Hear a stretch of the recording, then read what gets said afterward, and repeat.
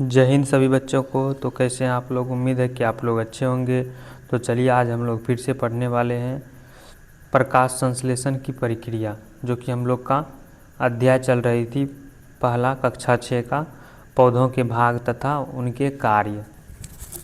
तो आज हम लोग इस वीडियो में पढ़ेंगे प्रकाश संश्लेषण की प्रक्रिया। अगर हम बात करें प्रकाश संश्लेषण की, तो प्रकाश संश्लेषण क्या होता है?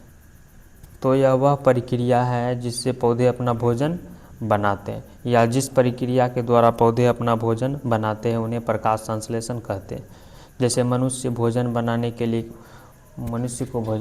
के लिए क्या क्या सामग्री की आवश्यकता होती है, जैसे जल, आग, बर्तन, जो अगर वस्तु बनाते हैं भोजन के रूप में वो चाहिए।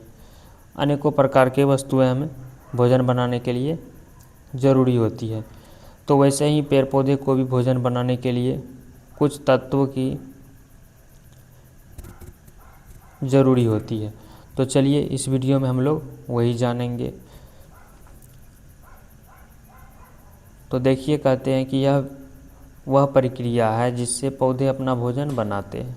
प्रकाश संश्लेषण के बारे में बताया गया कि यह वह प्रक्रिया है जिससे पौधे अपना भोजन बनाते हैं, और इस प्रक्रिया में कौन कौन शामिल होते हैं उसको भी हम लोग अच्छे से देख लेते हैं।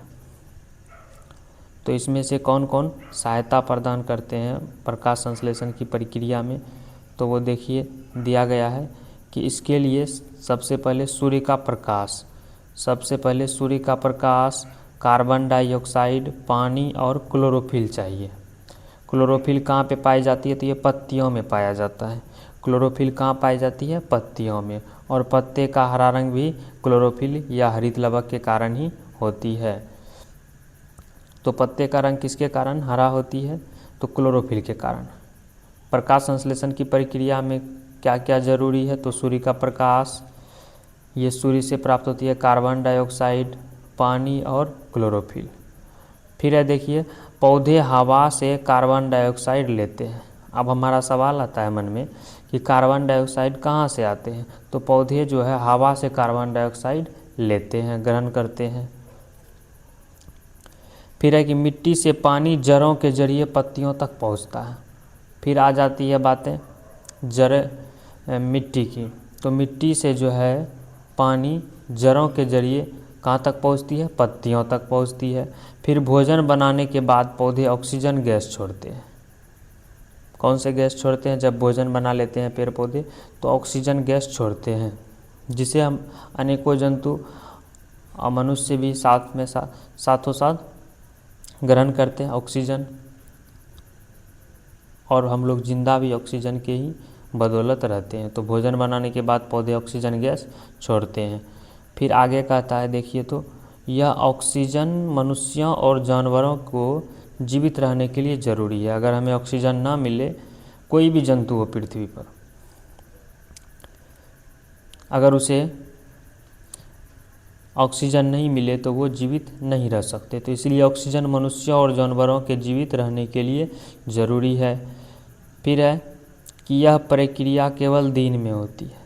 अब ये प्रकाश संश्लेषण की प्रक्रिया, जैसे हम लोग तो भोजन कभी भी बना सकते हैं, रात में भी बना सकते हैं, दिन में भी बना सकते हैं, लेकिन पौधे जो होते हैं वो केवल दिन में ही अपना भोजन तैयार करते हैं। किस प्रक्रिया के द्वारा? वही प्रक्रिया क्या कहलाती है? प्रकाश संश्लेषण।